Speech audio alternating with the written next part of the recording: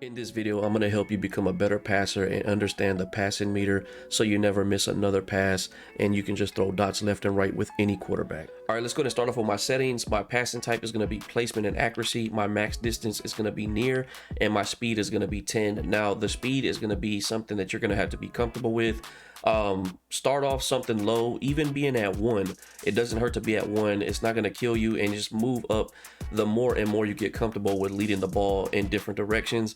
I can even go a little bit higher, but 10 is my sweet spot. But we're going to jump to the practice field and break this down a little bit more for y'all. All right, let's talk about the passing meter and get a better understanding for it. Now, if you're not on passing and accurate, your passing meter is not going to look exactly like this. It's going to be a little bit different, but you can see we got a lob pass, we got a touch pass, and we got a bullet pass.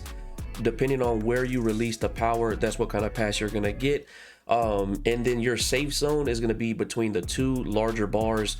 To get that perfect pass where it's going to light up blue, you want to land as close as you can to that first white bar, and where you see that triangle with the smaller white bar, that's where you're releasing the power.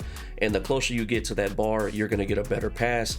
That's basically the breakdown for the passing meter. Let's jump into the practice field and show y'all what this is looking like. All right, now you're gonna get a visual of everything we've been talking about. Now, mind you, I did slow down my animation and I did make my icons bigger so you can get a better visual as I'm talking y'all through this. Now, mind you, you can't slow down your animation when you're in a head-to-head game, but you can make your icons bigger, and that can help you improve your passing because you can see that power meter better. All right, now we're gonna go ahead and throw it to a couple different routes. You're gonna see the power meter go up, and you're gonna see the perfect time and when to release the ball to get the perfect dots.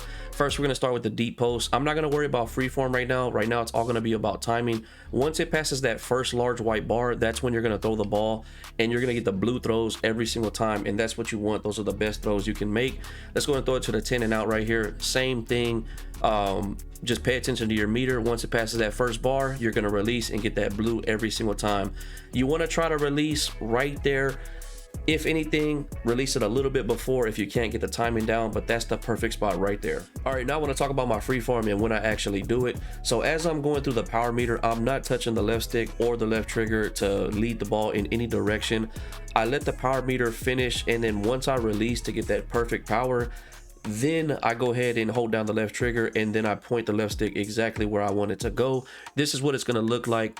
We're going to throw it to the deep post right here. The power meter is going to finish. I release, and then you see the target move where I want it to move. Let me get you a better visual. We'll throw it to the tight end, and we'll actually move the target up.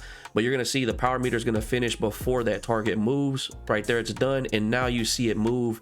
That's how you freeform. If you try to freeform as you're throwing or pushing the icon, it can mess your pass up. All right, real quick, I want to talk about throwing on the run, and there's two things that can happen. You get out the pocket, you're still able to let go of the turbo and set your feet somewhat.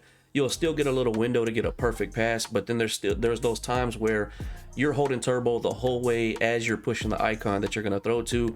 In those times, what you're going to do is release right before the power meter fills up. A lot of times it's going to be an orange throw. This is what it's going to look like, but you're still going to get a good pass. I released right before it fills up. This is why I say throwing on the run is OP. Just because it's orange, it doesn't mean it's going to be a bad pass. And yes, it does play a factor with throwing under pressure. Depending on how close that person is, it can mess up the throw.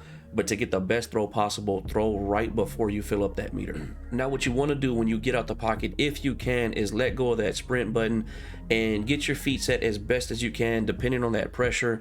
When you do that, you can still get a good pass. You can actually still get a blue pass. I'm letting go. I move up a little bit, and then you can see right there, we're actually able to get another blue pass right there because we set our feet.